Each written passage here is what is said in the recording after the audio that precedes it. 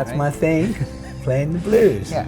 Yeah. Okay. So Tomiko introduced me to Jay, and then last year Jay invited me to participate in the magazine and do an interview and a story with him, and I got to be featured on the cover of the Lazy Indie magazine. Nice. Which was cool. Yeah. It's always good to be on the cover of a magazine. That's right. Yeah. Let's go all the way back. You and your music. Can you tell me a bit about sort of your journey into becoming what you are now? A little bit. Like, where did it begin? Were you like the three-year-old who was just strumming guitar somewhere, or how did it all start? The 3-year-old who's definitely looking for attention. I hadn't quite got to the guitar. In fact, the first instrument that I started to play and mess around with was the drums. Okay.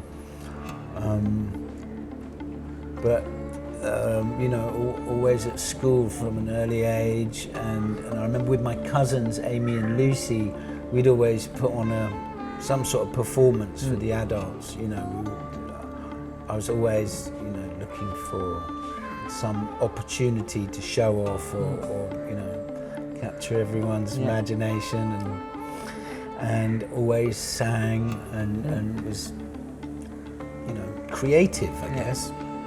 And writing as well, or was it?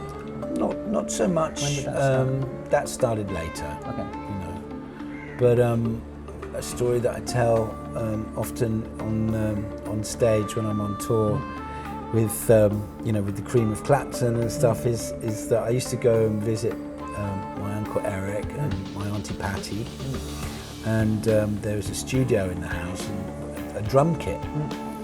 And I used to go and wail on the drum kit, usually about 6 o'clock in the morning. Nice. Yeah, well. Everyone was happy about that. Well, most of the time Eric was on Still tour. on. Oh, okay. Yeah, so he wasn't there, so it was okay. But you know, one time, so the story goes. Yeah. You know, he came down about 6:05 and suggested that I learn to play a proper musical instrument. Which, you know, I took to mean the guitar. Don't say that to Ginger. It was a bit of a, yeah, there you go. So that was kind of like a challenge, you know, and of course, in his house he had a few guitars lying around, and they were electric guitars, but no amps. Yeah. So it was very quiet, you know. You try and play electric guitar, then everyone still can stay in bed asleep. And that kind of put me on the path. You know. And then he showed me the first opening riff, first chords to Crossroads. Okay. And that was it, you know. You were hooked? I was hooked, you know. Figured that bit out and came back and said, okay, got that bit, how's the next bit go? And he was like, well, Will, you've got to figure that bit out on your own. I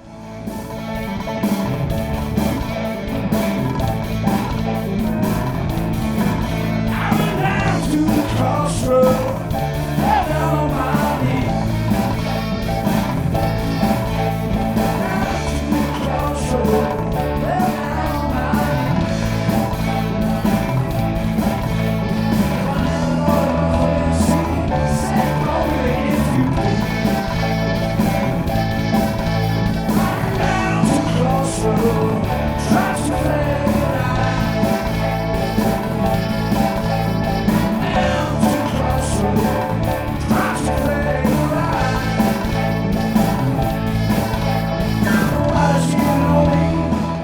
Before I was working as on fishing boats. Oh really? Yeah, as crew on angling boats. Oh no way. Out in the middle of the channel. Yeah. Where we have, you know, the most amount of shipwrecks. Yeah.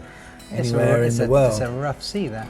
Well, it is. No amateurs, please. No amateurs, and of course, you know, you've got hooks like this and conger eels like this and ling and cod, and I had no clue. You know, I was putting my hands inside these fish's mouths with all teeth, and you know, it's getting cuts and filleting fish and stuff, and it's amazing that you know, that I managed to escape with my very fingers. important things, given what you do for a living. That's right. Yeah.